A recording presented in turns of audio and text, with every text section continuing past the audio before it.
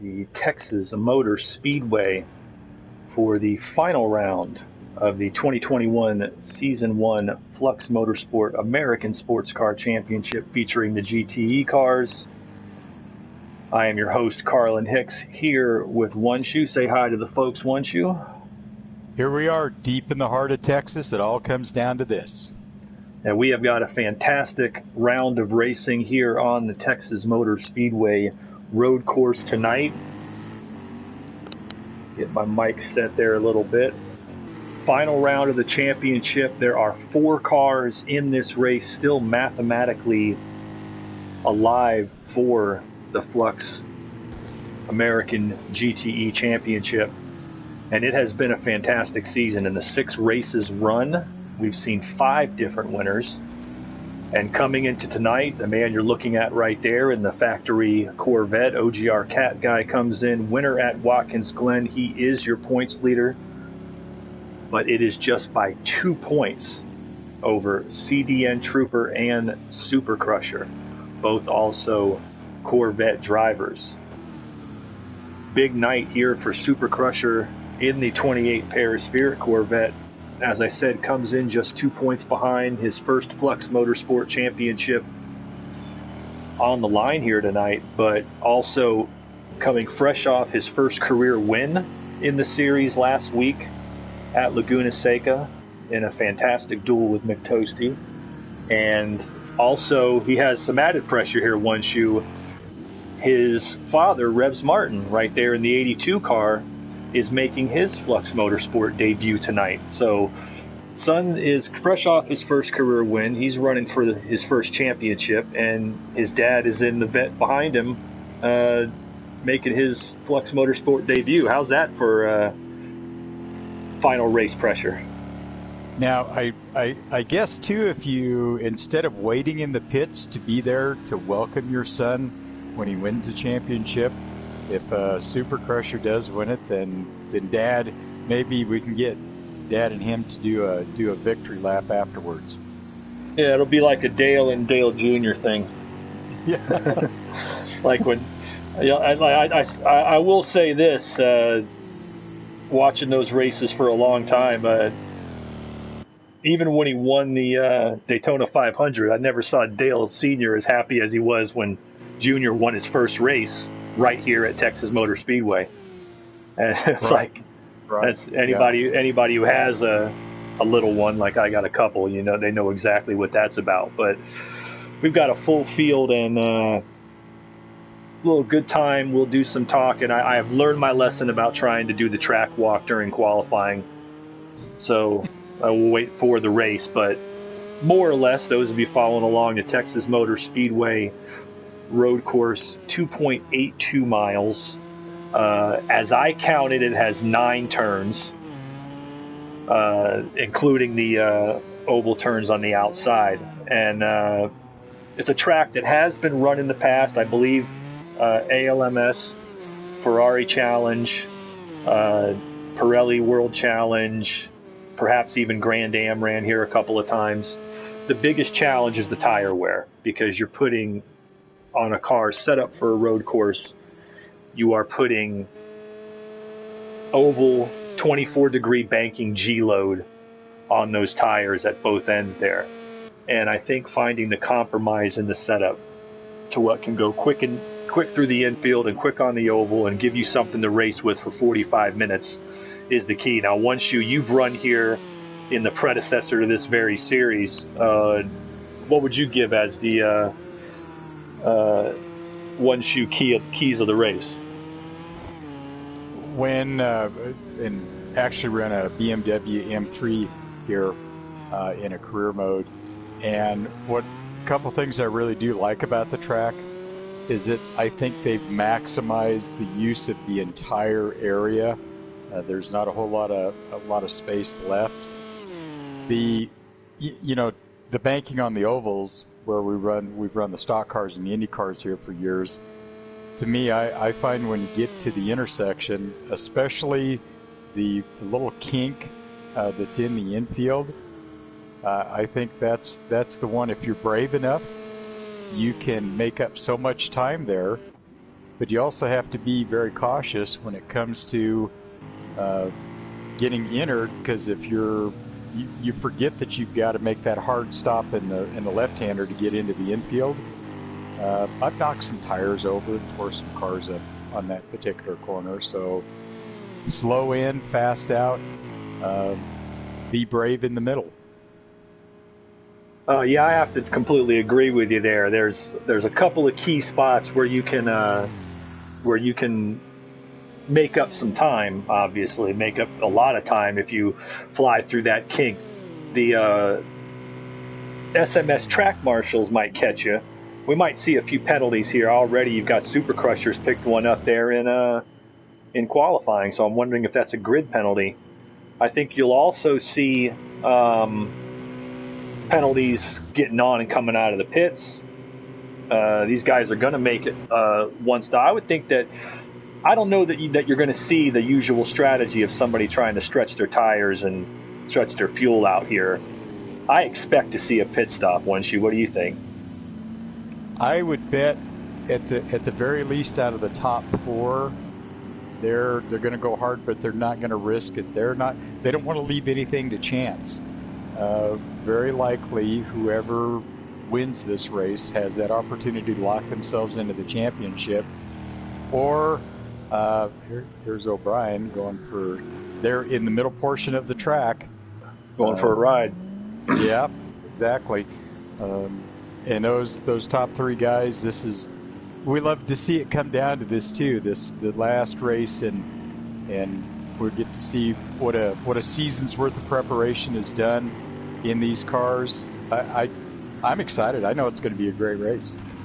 Oh yeah, it's going to be a great show. Like I said, this is first time. This is the inaugural season, obviously, of the Flux American Tour and the Flux American Sports Car Championship here with the GTEs. But we've run these before in the past in various other places. The Texas combined weekend, the Texas Super Weekend, as we used to call it, is long established, running this race and the Indy cars and stock cars here as well, which they will be Saturday and Sunday. This is a track that's an interesting place to finish it. It's a unique track, obviously. Only American sports cars have ever run on these kind of tracks. We kind of bookend the season when you consider Daytona is basically one as well. And it's an interesting place to finish it because most of these drivers, the vast majority of these drivers, had to do testing specifically for this race at some point in the season or this week. This is not the kind of place you come in and you already have a setup for it. This isn't Monza or Brands Hatch or something like that where you already have, I'll use the one I've been using in the public lobbies. There's not a whole lot of racing done here. They very rarely clear out the infield and run the road course. So when we bring it on,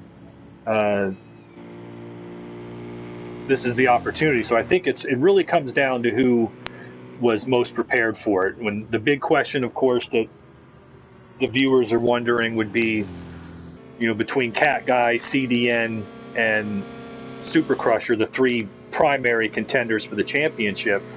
I'll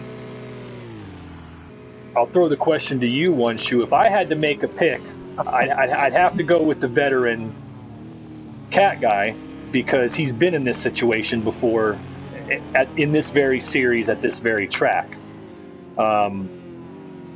That being said, CDN Trooper and Super Crusher are two of the hottest drivers in the series, and Super Crusher's fresh off his first career win. So, same question to you. What are your thoughts on that?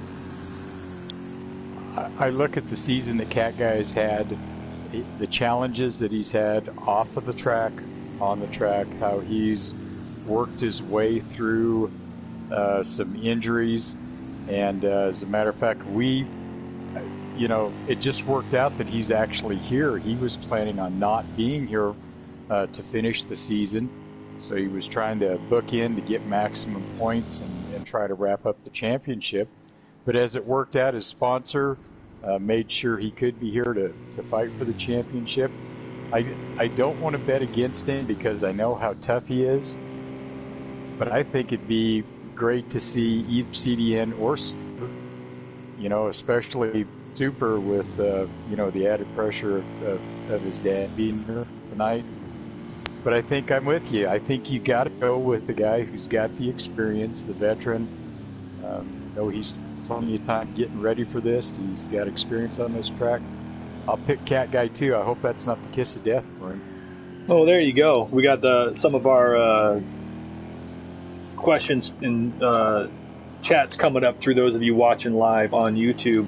The Curtis family obviously rooting for Super Crusher. Go Super Crusher. As we said, he's had a terrific first season here in the Flux American GTE Championship. He was steadily moving up front, has been running in the top 5 most of the season, has had some ups and downs. Earlier on in the season, he had some wrecks, both not of his own volition and self-induced, it's like every driver does.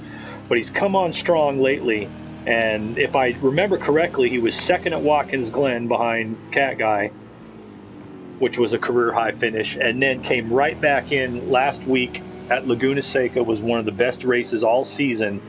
He won the pole.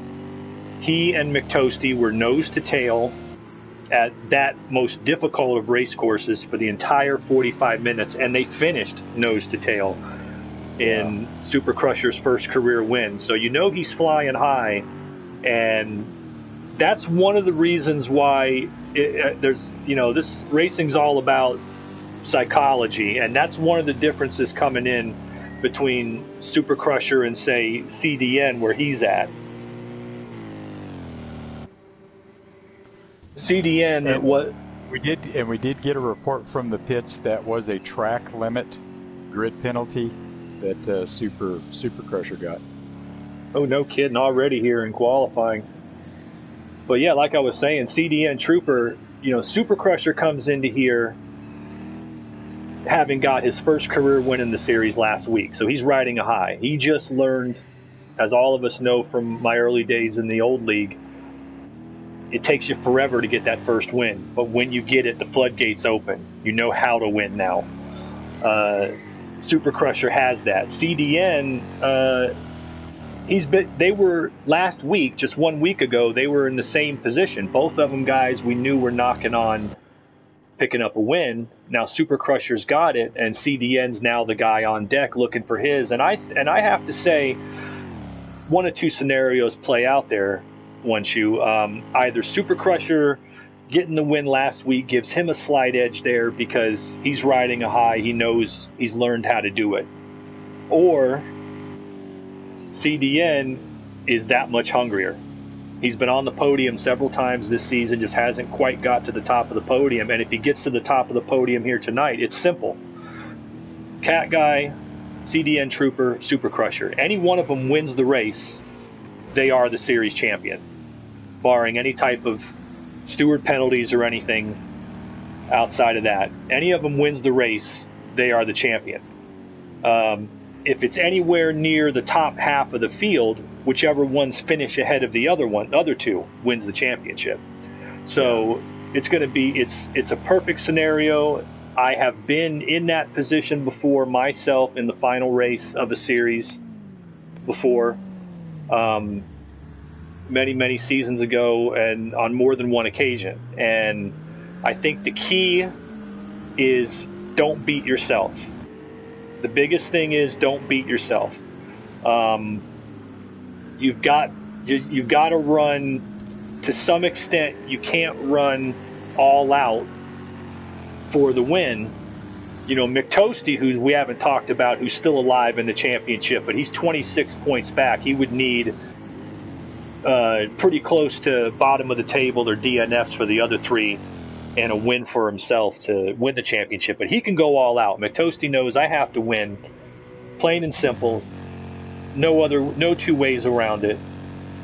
The position he's in has no pressure. The other three have quite a bit of pressure to figure out where to go here. As you see him coming through turn 2, that's the oval 2, down into this wicked hairpin in turn 3.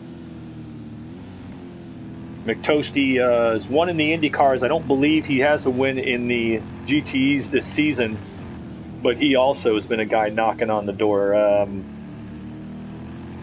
I think that you can see from the top here of the charts as he's cutting through the infield, there's that little kink you talked about, One Shoe. Yeah. And this is a very tough turn here coming back across through the infield. The car wants to push out. You can see him fighting it, getting a little bit loose. And now it's the most important turn on the course.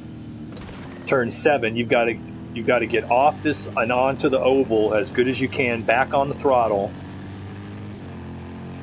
and try to get as much top speed as you can, because from here all the way around through turn 9 or oval 4 through the tri-oval, you're not really going to be off the throttle at all the way down into turn 3, which is the hairpin entering the infield. So because of that length right there, that turn 7 is the most important turn on the track by far, wouldn't you say, One Shoe? Yeah, and you know, the radius difference between getting into the infield, the hairpin, and then getting back out, trying to remember which one of those two is tighter to not get, sometimes you can get lost, especially if it's a track that you don't, you know, you haven't built that muscle memory, and you don't kind of have that wherewithal to remember where you're at and in the heat of the moment. And since these cars do have so much torque and horsepower, it's easy to make a big mistake.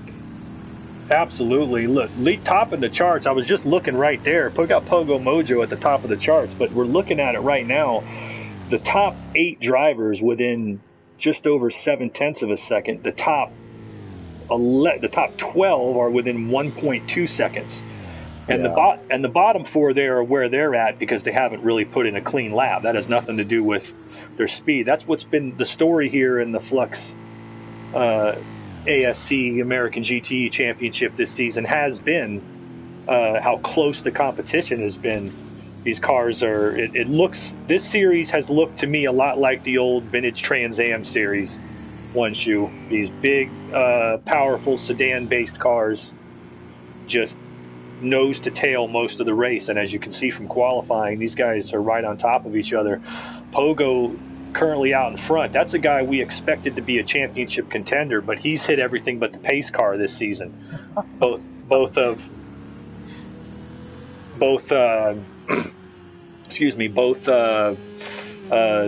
lot of times from other people hitting him, but also a couple of his own mistakes.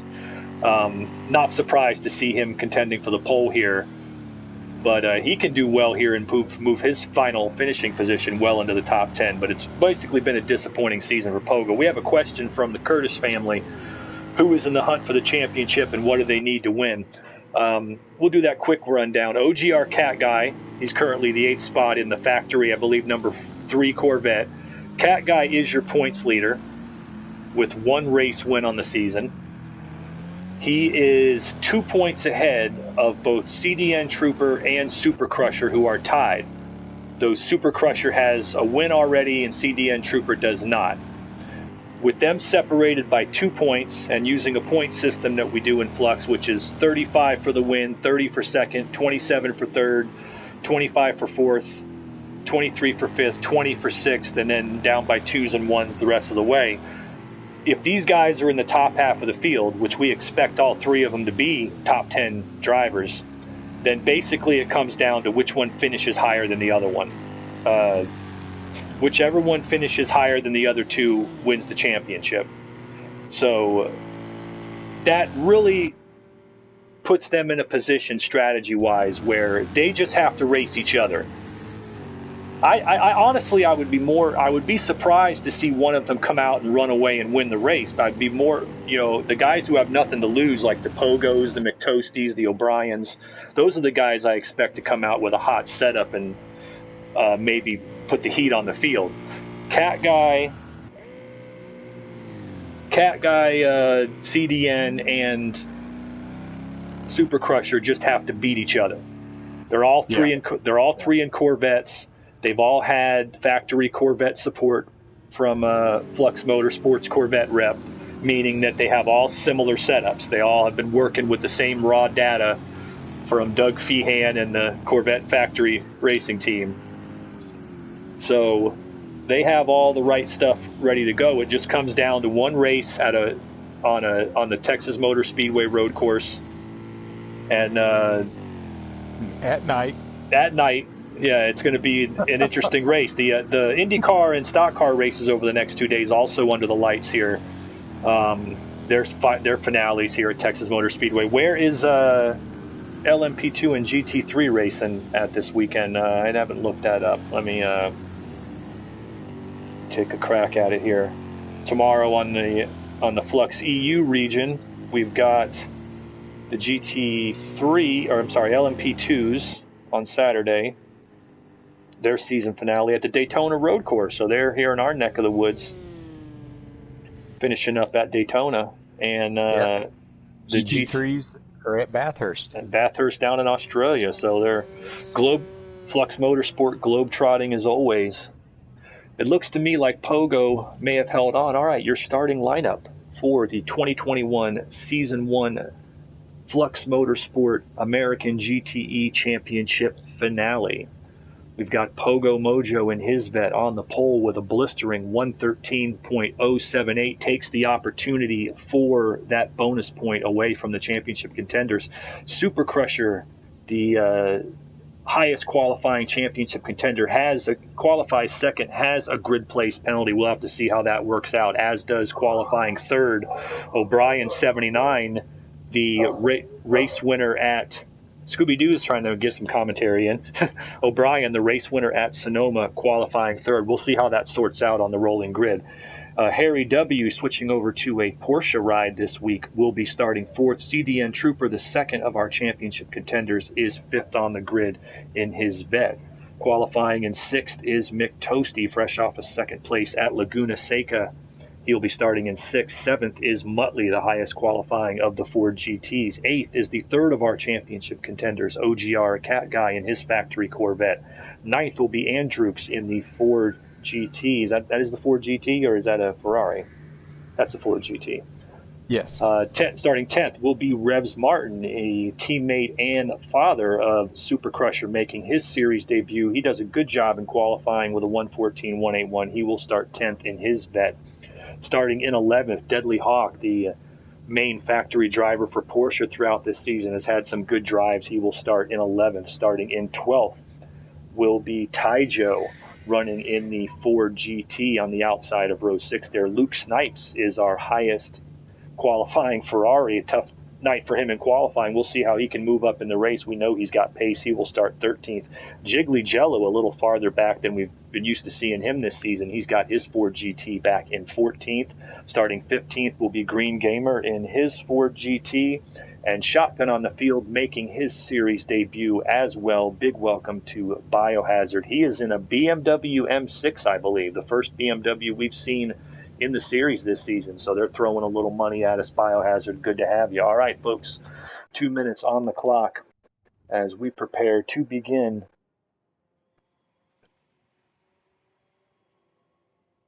Well, the fast guy came back, put his car on the pole, and let's see now if he's just going to go out there and do what we see Pogo do a lot of times, which is just go out here and dominate. Absolutely. We've got, obviously, you see the grid penalties put Super Crusher and O'Brien in row 2, 3rd, and 4th right there. Pogo on the pole. Went wrong for him on the first lap at Daytona this season, and he's had a rough go of it most of the season, but we know he's capable of winning. I believe he's won races here before.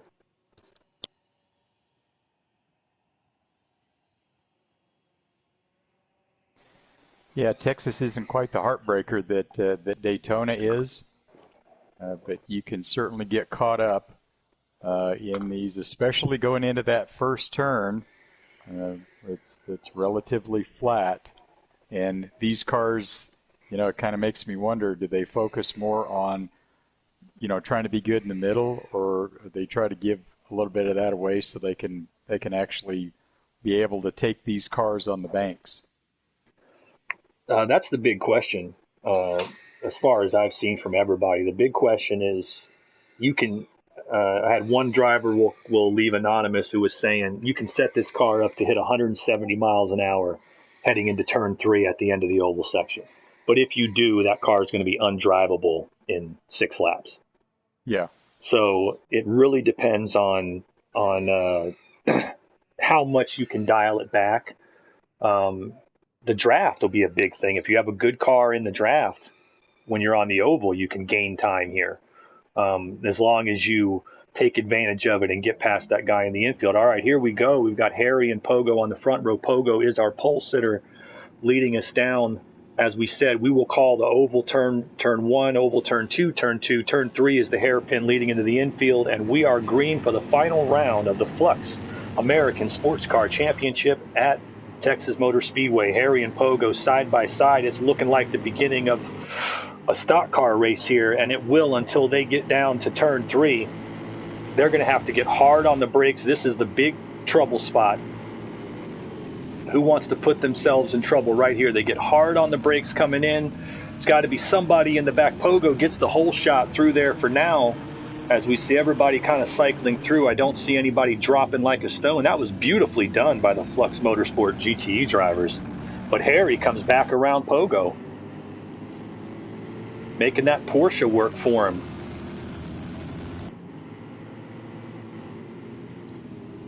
Pogo trying to get inside through the infield on the switchback. They're heading up to turn 7 now, the entrance back to the oval. This is where we'll see if that Corvette power can give them an advantage here.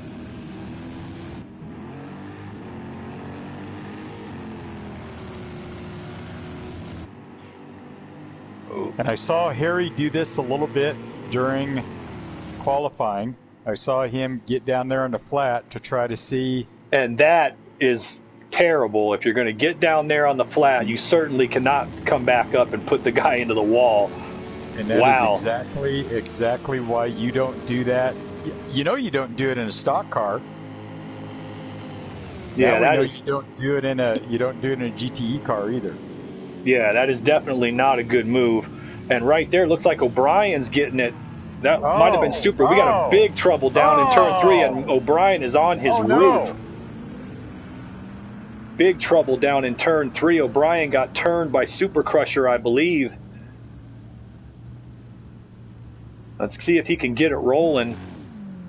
He got banged up pretty bad. He got slightly turned. He got a fender into his quarter panel there by Super Crusher, and then as he got turned, the field piled in. Couldn't see him on the blind corner, and that is serious damage to that vet for O'Brien, who started up on the second row.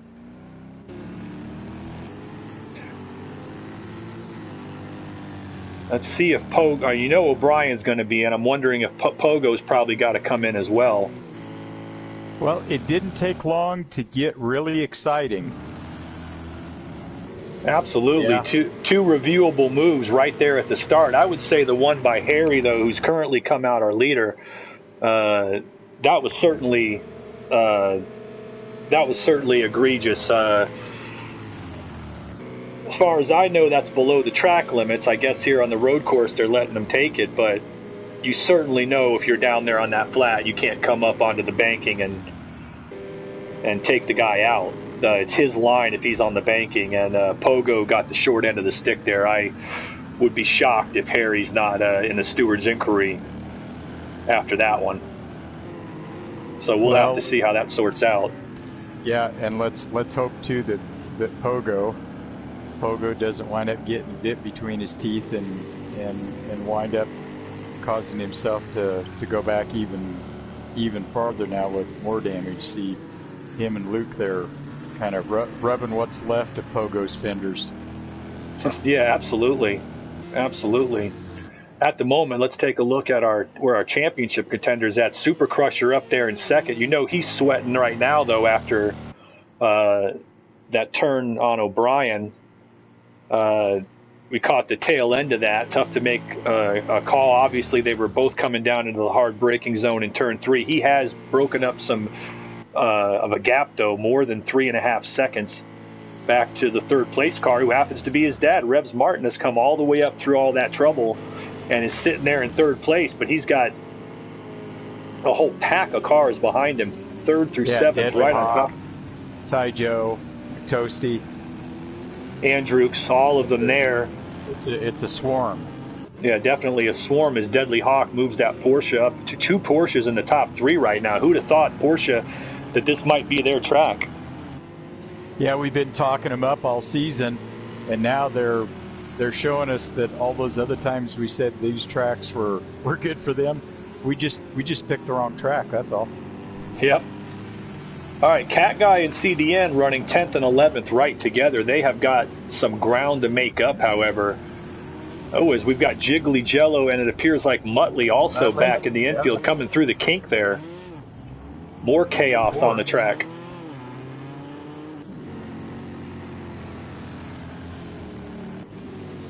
But Cat Guy and CDN now moving up to 8th, 9th as they've got to try to pull themselves back up. They're only about 10 seconds back from Super Crusher, so they're far from out of this early on. We're only 5 minutes in. We've already got one retirement, and I'm guessing that's O'Brien. It looks like, yes, O'Brien is out of the race, parking the car. He had some severe damage after that incident down in turn 3, flipped over onto his roof, extensive repairs, and chose to just park it. Gee, I hope O'Brien's okay. Yeah, I'm sure he's none too happy. But in the meantime, we'll see if CDN and Cat Guy can catch up. Harry running out front, but that group, as we said, from 3rd on back to 7th are all pretty close together. Revs Martin and Taijo. There's Revs in his series debut. He's got a little damage to that bed as well. Currently running, he qualified 10th. He's currently running in 4th as he weaved his way through the trouble. He's got Taijo in the Ford all over him, but a solid debut. Revs, I'm sure, looking to make a solid Flux debut in his debut race and not get into any type of incidents or anything, but at the moment he's also probably just trying to put a buffer between. He's trying to help Super Crusher, who's in effect his teammate. So they're both in the Paris Spirit cars, and he's going to try to help Super Crusher win that championship, I'm sure. But right now, running in 4th and running a 1:15 that last time, he's looking pretty good. I hadn't thought about that. The whole idea with the team bringing in someone to provide some level of, I won't say a buffer, but you've certainly got the encouragement from having another team member. That means you get double the data, and it gives you opportunities to pick the best setup. And now if there was a chance to take care of things such as getting in a draft, I'd rather draft with a teammate than try to draft with anybody else. Absolutely. It helps too when you have multiple makes of cars, as the Corvette. Wow. Oh, and there, Taijo. I can't tell if he got on the throttle too soon or got on the brakes. Yeah, he definitely slid it around a little bit. 32:45 to go. I'm trying to see if might be having a streaming problem here coming through PSN. We're getting some reports from the viewers. Live stream is still up.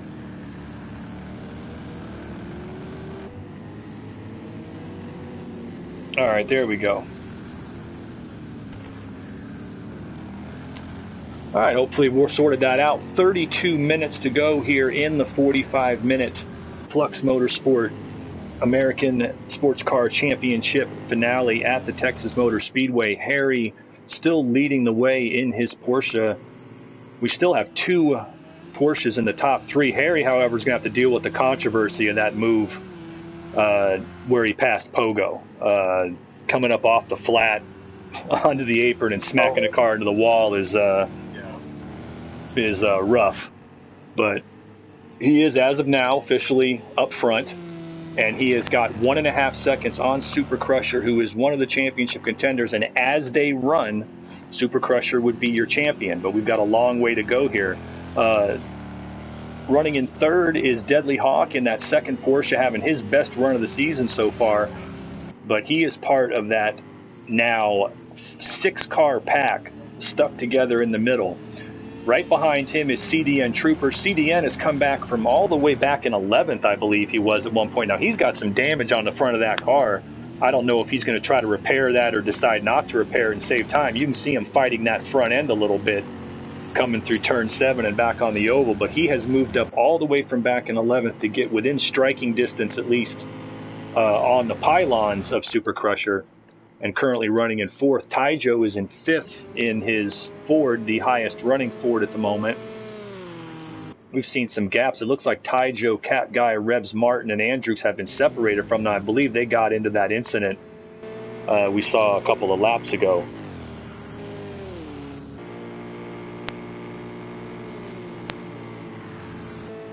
Yeah, having some issues with the stream apparently. What a shame, too. But they're coming, apparently it looks like it's coming back. Okay. Because right now, that's the way it's looking. Super Crusher's in a good position right now. He's built up a gap on the other 2 championship contenders, but there's racing all over the track.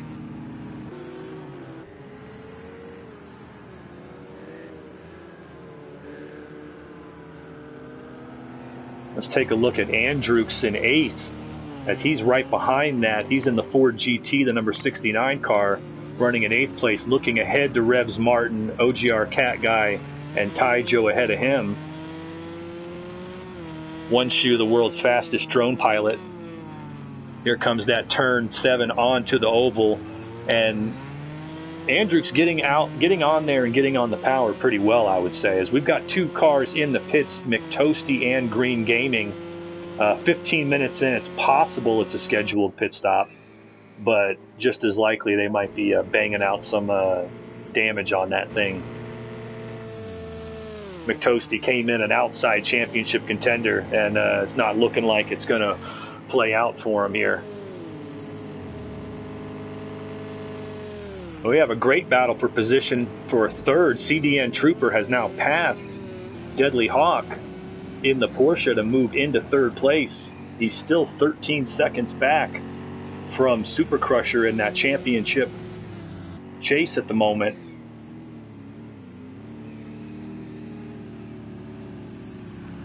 Deadly Hawk still having a good run, still running in the 115s in that Porsche. We still have 2 Porsches in the top 4. But CDN was all the way back towards the back of the field, and he has slowly worked his way up through the field. But he's got even with a little aero challenge on the front end there. Absolutely, he does have a little bit of a gap to make up. However, we have another car out of the race. Apparently, we'll try to get a word on who that is, as Green Gaming's still in the pits getting repaired. Let's try to see who we lost here.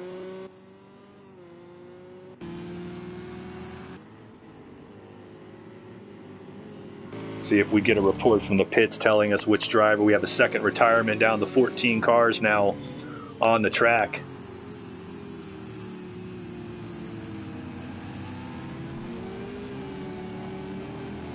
Working lap 14 here, 17 minutes into the 45-minute championship finale.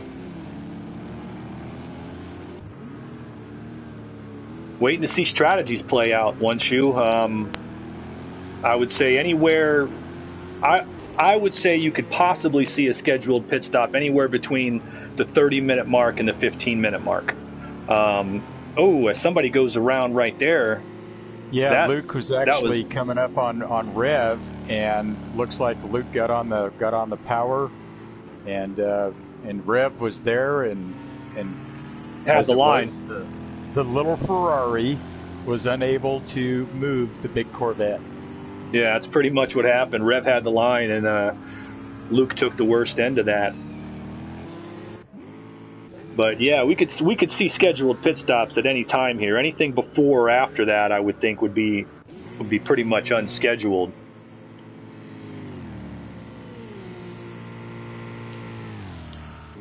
As Pogo having another recovery drive. Took the pole tonight. It's still early, and there's still a chance everybody else has to make stops. He might be able to make up some ground, but that car's still pretty banged up in the front nose. I don't imagine, even when they repair it and it says 0% One Shoe, I don't think a car's perfect. Doesn't feel the same after you spend that much time fixing it, at least to me. And yeah, there's two hammers. The hammer that you use when you make the car initially and you make it perfect, and then there's the second hammer, and the second hammer is what you beat it back together with so you can get back out on the track. Those two hammers are just not the same. No, not at all. And I guess a good way to put it. But yeah, that's been how his season has gone. But you know, most of the other stuff, I reviewed them and myself thought most of them were racing incidents.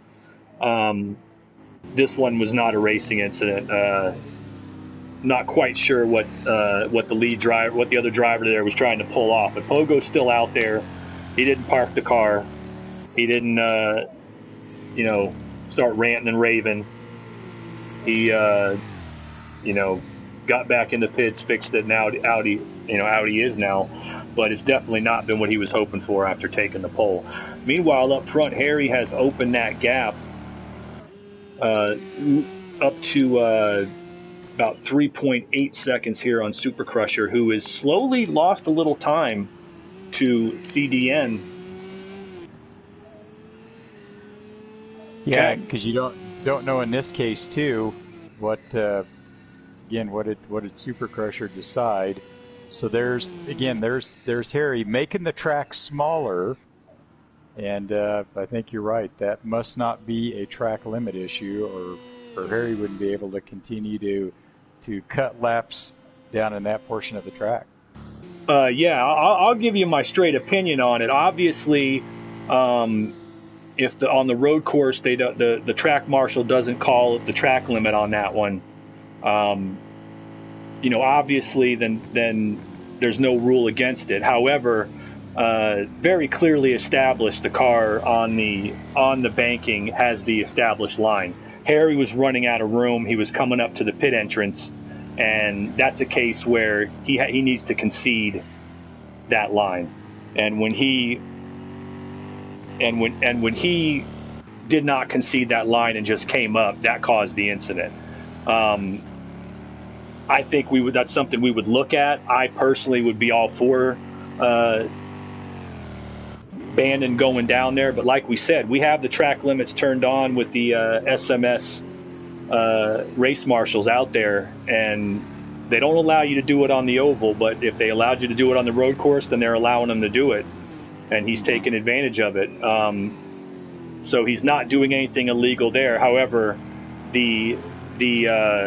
it's technically a track rejoin what he did to Pogo earlier. So yeah, I would say that was a pretty harsh move. I'm sure that will wind up in the Stewart's inquiry come, if not this evening, first thing tomorrow morning. Absolutely.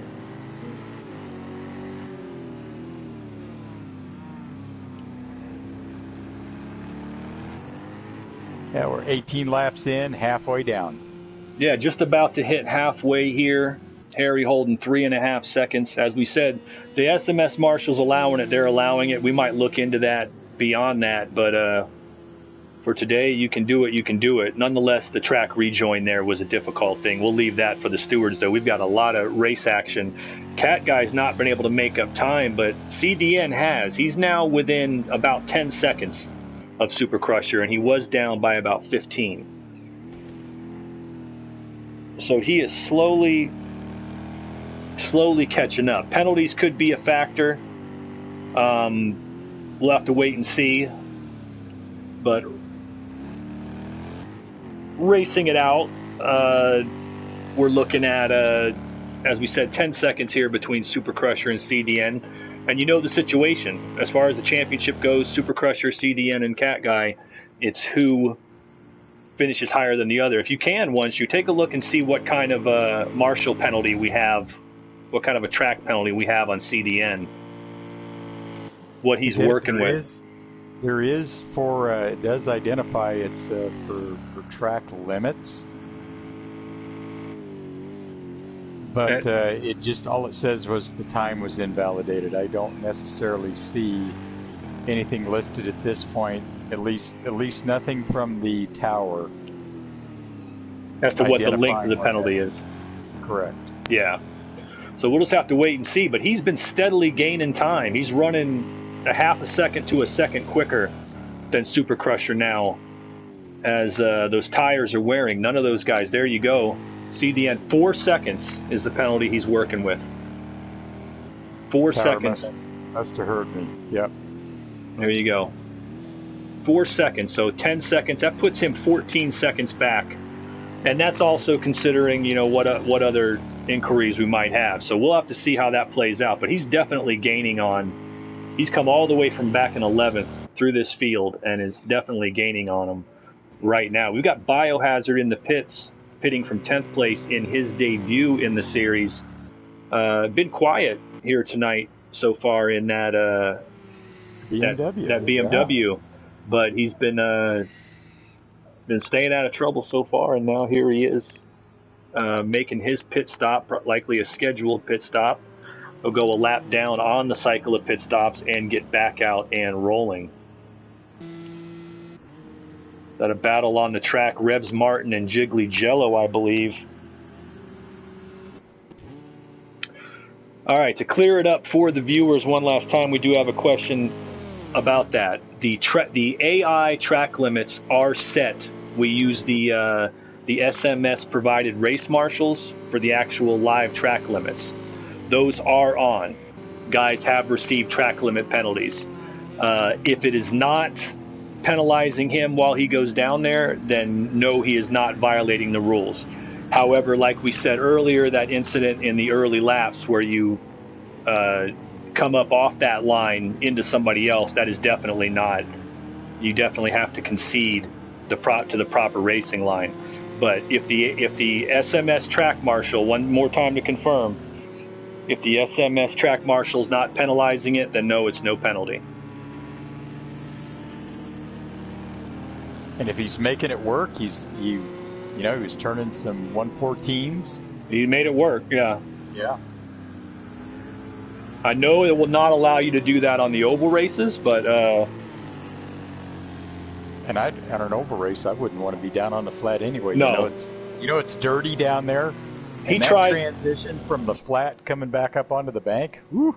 He tries that in any one of the cars coming here onto the oval Saturday and Sunday, and we'll be peeling Harry off the turn 4 wall. That's how bad that's going to be. Yeah. Doing about 190 or in the Indy car about 220 when you hit that, yeah, it's not going to be good. Meanwhile, CDN chopping in 8 seconds on the track, 12 if you include the penalties. We're down to 18 and a half minutes of the 45-minute feature. Cat Guy has been unable to make up any ground, currently sitting back in 6th place, even though he doesn't appear to have any severe damage to the car.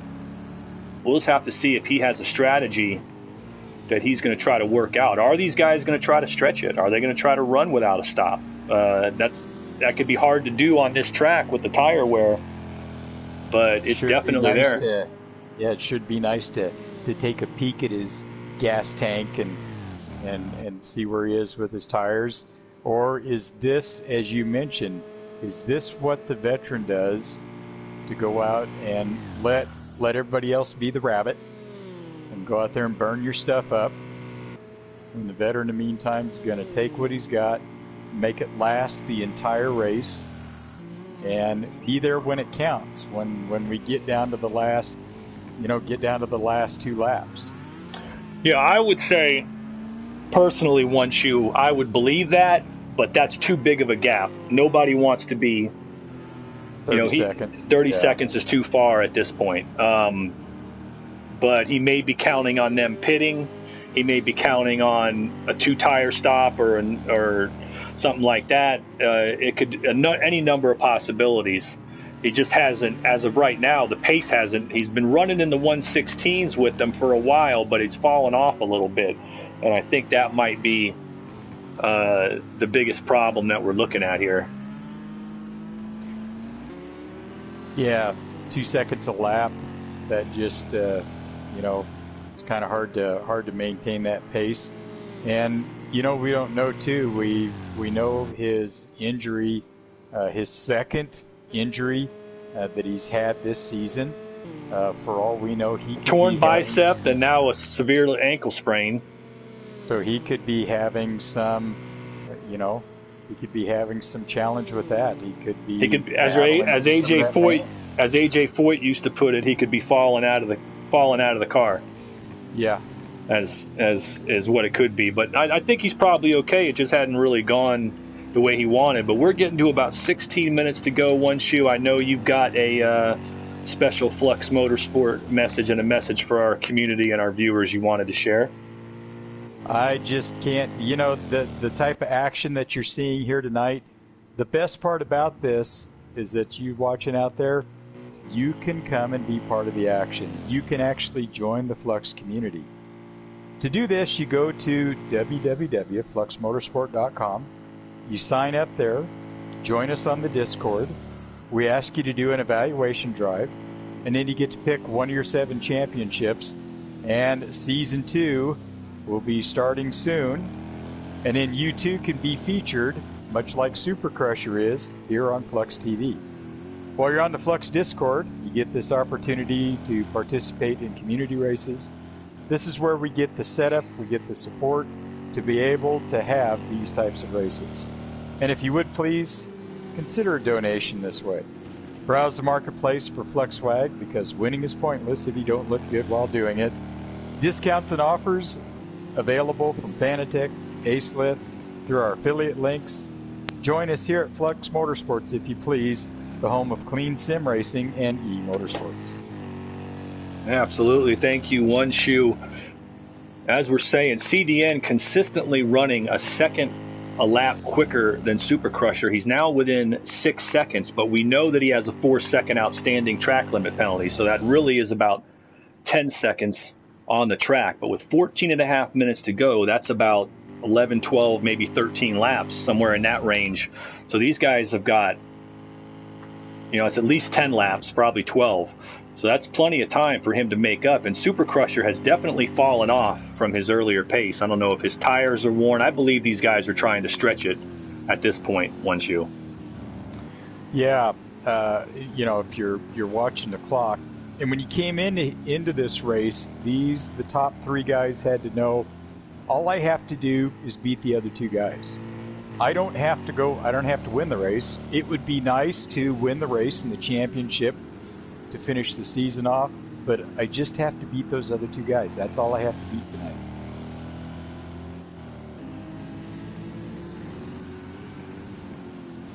Yeah, getting a word here from Flux Motorsport from the brass.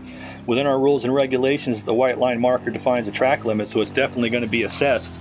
Like I said, as far as we're concerned on race day, yeah, they are.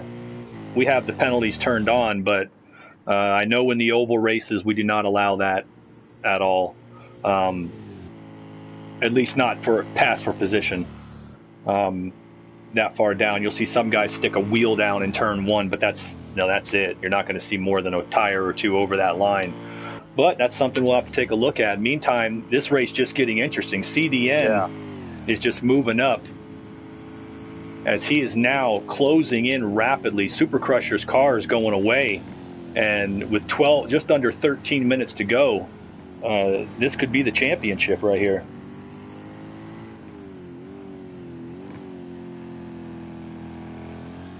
Man, and now it's, CDN Trooper is as cool as they come.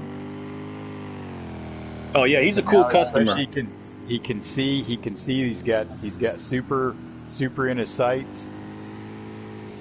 He knows he's got plenty of time. He knows he's got the car, at least up to this point. He's driven hard to get up there. Now we get to see what happens when he starts knocking on Super's back door. All right, we'll get back to Super. Let's take a look at the battle for 8th place. Jiggly Jello and Luke Snipes. Jiggly Jello in the Ford. Luke is in the Ferrari behind him. Luke has had his share of adventures today, but has driven his way back up into the top 10 and is still on the lead lap. These two battling nose to tail for 8th place. Luke's had some good rides with that Ferrari, but it hasn't really come together for him this season. Jiggly Jello has had a real good season in that Ford at times. He doesn't always have the finishes, but he's run quick. Just don't quite see the pace here today.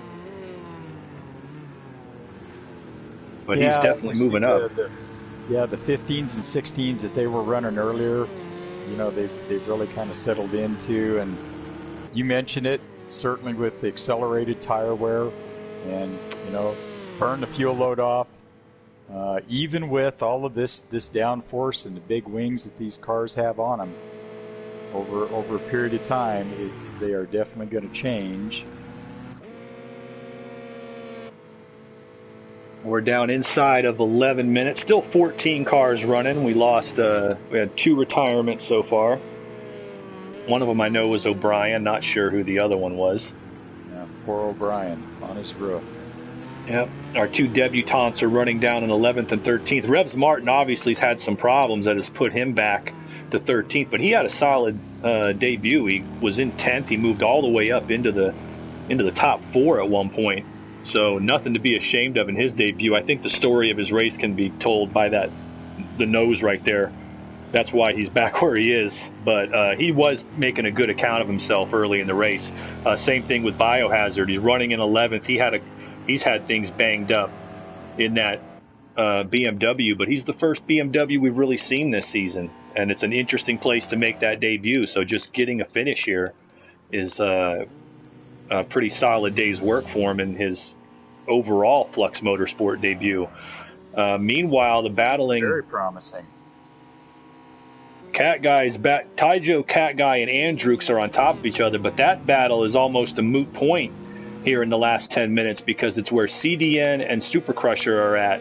That's the story, regardless of where these guys are going to finish. He is now within about 2.5 seconds of Super Crusher. Now, we know he has the 4-second penalty. We also know there's likely a reviewable incident on the docket for Super Crusher early in the race. So we'll see how that plays out. But as of right now, it comes down to,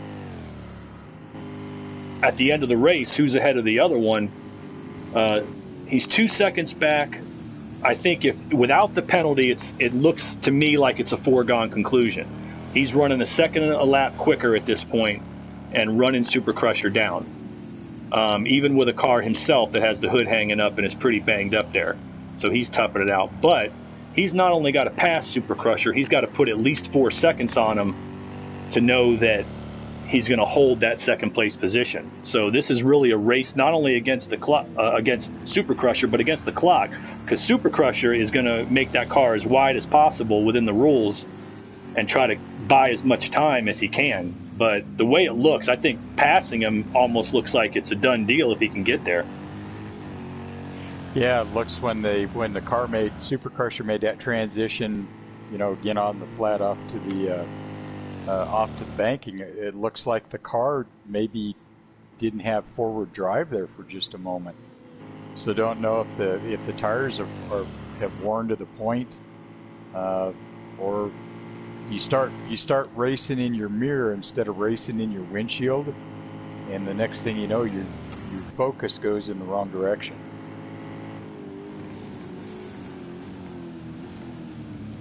All right, here he comes now. He's getting the head into the infield, getting within range, 7:45 to go. That's the championship. Harry's out front in that tenuous lead position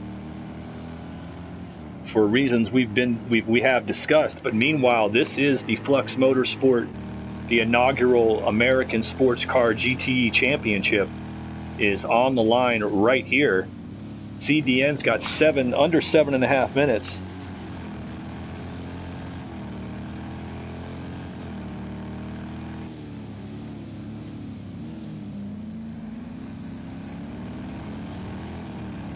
And he's right on top of him, but he's got to get by him and put some time on him.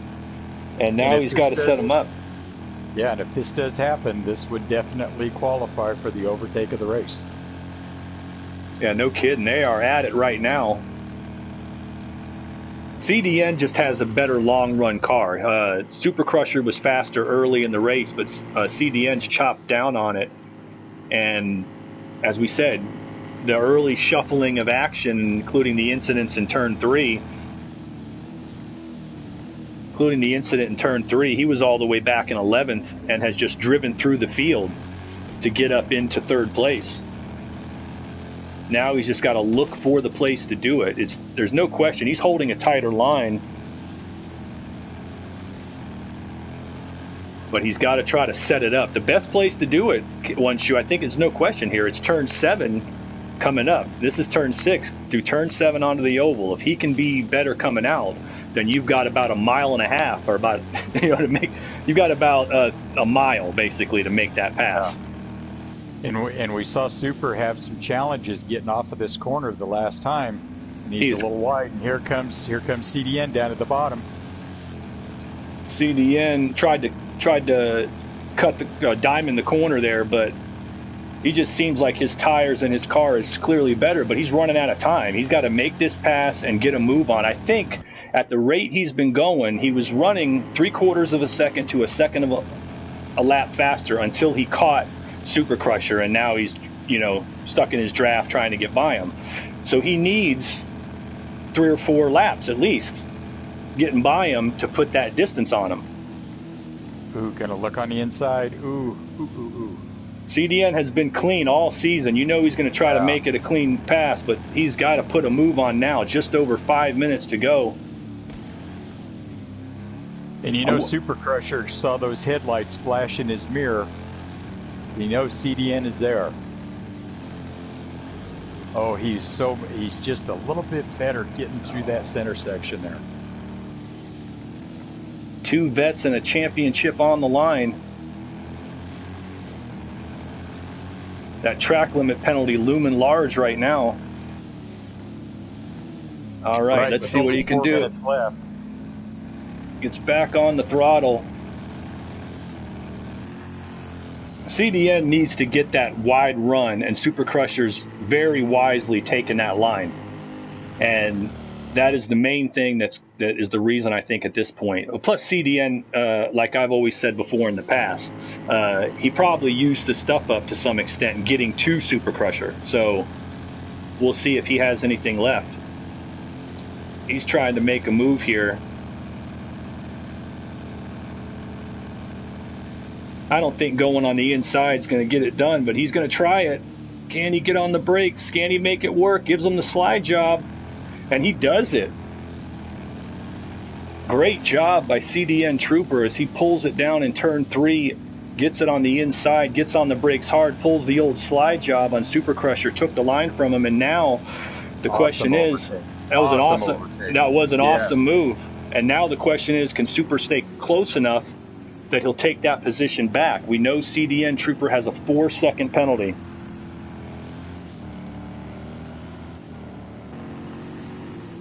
Wow, wouldn't that be heartbreaking to wind up having a drive like that and then wind up having a track limit penalty take a championship from you? No kidding. He's already opened up 2 seconds, though.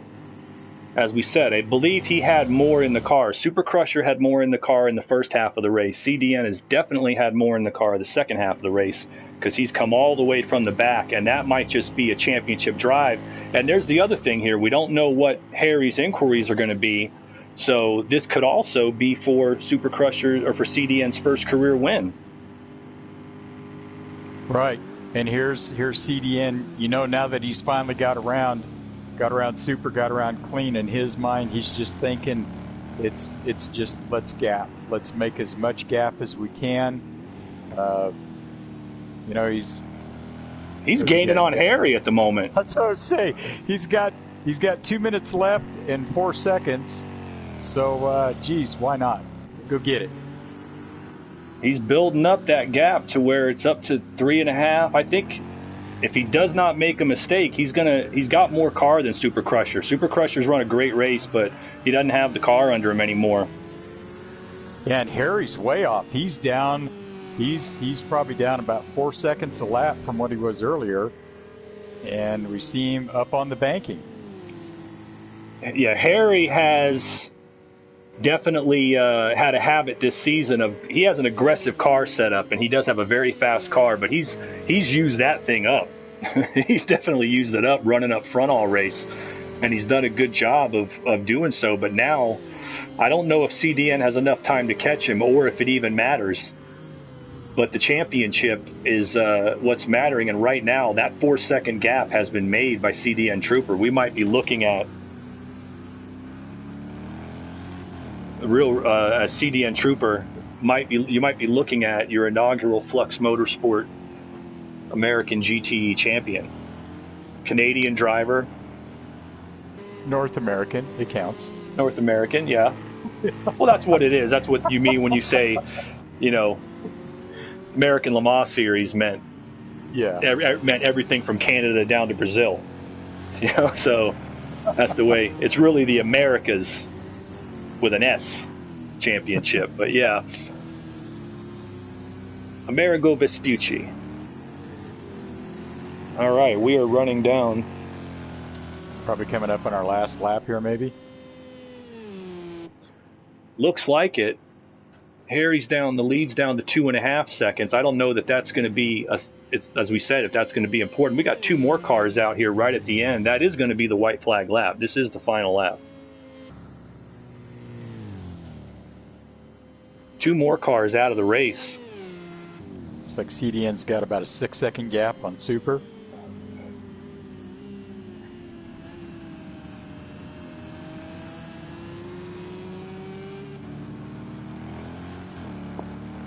CDN's built the gap up. He's running in a good spot. Cat Guy's moved up to 5th. I believe we lost Ty Joe. Ty Joe's one of the cars that's gone.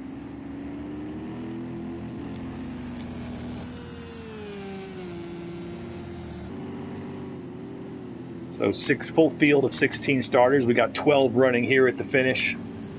CDN moving up like gangbusters here on Harry, but I don't know if he can catch him. You can see him in the foreground here. Harry's going to cross the line first. Whether he'll hang on to that win, he's going to stand on the podium here at the center of the podium here in the post-race festivities. Now, whether or not that's going to stand, I don't know. Taste the champagne, get the pictures taken, hold the trophy.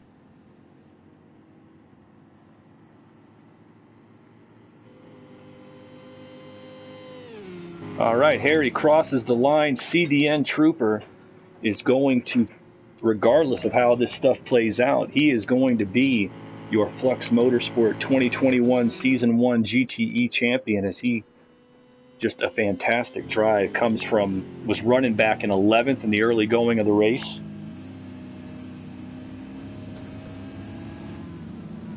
Came all the way through the field. The controversy's already blowing up on Discord, I'm sure. Cat Guy just didn't get it together. He's going to end up, we'll see how the penalties play out. I don't want to call it until it's confirmed, but it appears as though CDN Trooper, regardless of how the race result plays out, may be our inaugural champion. Regardless of how it plays out, what a drive. He was back in 11th. They were nearly 20 seconds behind the leaders. Yeah. And he just came right through the field. What an amazing show, too. All these drivers, we saw action from front to back, no quarter given, plenty of quarters taken, but what an amazing way to finish off the season. All right, we're going to read off our final order unofficially, as we, of course, have a lot to go over at this race. Crossing the line first in that Porsche, Harry W98 with a terrific drive. He ran a 1:14.6, which I believe is not our fastest lap of the race. Is that Revs Martin who put that up late in the race? Perhaps a pit stop and a fresh set of tires on a low fuel load, and he put up a 1:14.3 and may have stolen a fastest lap in his debut. But let's get back to the starting order as they finish. Harry in the Porsche will cross the line in first place. CDN Trooper will wait till everything is confirmed, but he is unofficially our Flux Motorsport 2021 Season 1 GTE champion. Just a fantastic drive. Might also be his first career win. We'll have to wait and see. Super Crusher did everything he could do, ran a great race, ran out of car at the end. He's going to end up on the podium. Got his first win, had a great season. We look forward to a long and successful Flux Motorsport career from that driver. Deadly Hawk comes in that Porsche and gets his best finish of the season. He drives it up to a 4th place finish. Kudos to him. on a great way to finish out the season. Jiggly Jello, lots of trouble early in the race, stuck with it, and is the highest finishing Ford as Jiggly Jello rounds out our top 5. Pogo Mojo, our pole sitter, with a recovery drive to finish 6th. Cat Guy never got it going to claim the championship. He'll have to try to lock up the IndyCar title tomorrow as he finishes 7th. Andrews brings home that Ford in 8th. Revs Martin, in his debut, takes home the fastest lap, brings it home in 9th. Solid debut. We look forward to a good career from him as well. Biohazard quietly in that BMW drives it to a 10th place finish.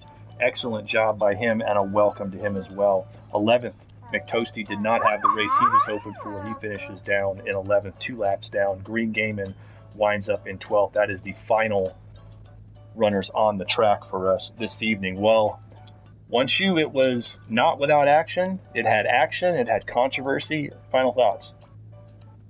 What an amazing season to see, all these drivers, and and by the time we hit to the midway point of the season, we started seeing that there were 4 or 5 drivers that were moving to the top on the points. But then we would have drivers that would come out of nowhere, depending on the track that we were at, and they'd hit the combination right and put on just these amazing shows. I knew this was going to be an exciting race, and it delivered. What an incredible season. Congratulations to CDN Trooper. Absolutely. CDN Trooper. Unofficially, we're going to wait for all the inquiries to come out, but as our current results would show, he will be our Flux GTE champion. Just a fantastic drive, very consistent all season, and he came through here today under pressure when he had to, all the way back in the back third of the field. He drove all the way through to a 2nd place unofficial finish at the moment. We've also got, remind you, the Flux American Tour continues right here on the Texas finale weekend. The IndyCar's final race is tomorrow night here on the Speedway. That will be at 8 p.m. Eastern, 1 a.m. UK time. And on Sunday, the Flux Stock Car Championship closes out here at Texas under the lights at 8 p.m. Eastern, 1 a.m. UK.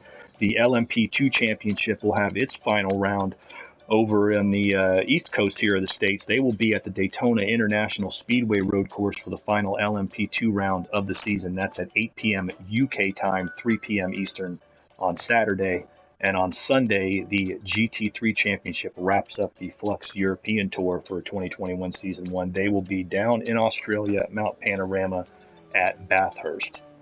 All right, so for One Shoe and all our drivers and fans, we thank you for watching Flux Motorsport TV. We remind you to go to FluxMotorsport.com to get signed up, buy merchandise, donate, and all the other cool Flux stuff. We will continue the final rounds of the season this weekend. We look forward to seeing you there. Congratulations again to CDN Trooper, our Flux GTE champion for 2021 Season 1. On behalf of One Shoe, this is Carlin Hicks saying goodbye and good night.